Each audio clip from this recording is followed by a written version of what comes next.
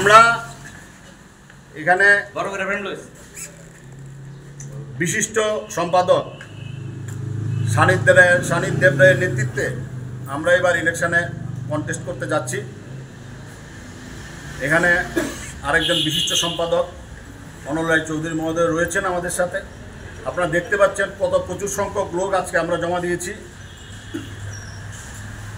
গত 2 বছরে ওরা যা করেছে, যেভাবে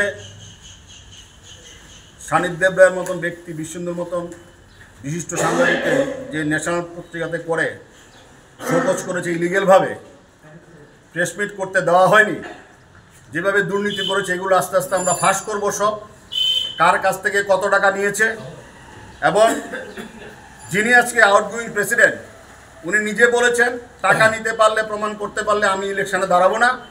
সেই প্রমাণও আমরা কিছুদিনের মধ্যে ছাড়ব।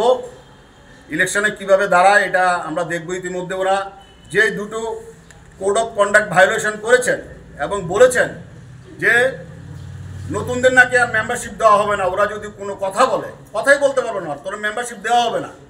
এই ডকুমেন্টস আমরা ইলেকশন কমিশনকে আমি বারবারই বলেছি। এরপরে আমরা লিখিতভাবে আজকেই সাবমিট করব।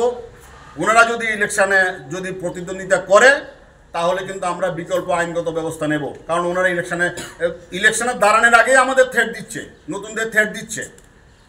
এরকম নজির আগরতলা প্রেস ক্লাবে নেই। প্রেস ক্লাব নিয়ে কে বিল্ডিং বানাচ্ছে 5 তলা 6 তলা, এগুলো ছবি আমরা কালেক্ট করেছি।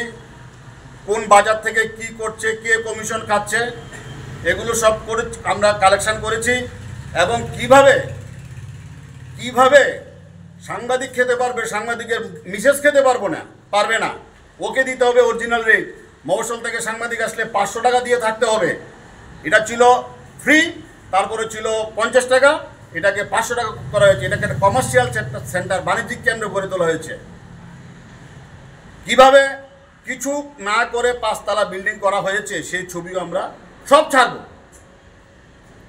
এখন আমি বলবো আমাদের যিনি লিডার আছেন সানিদ দেবরায় মহোদয়, উনি কিছু বলবেন।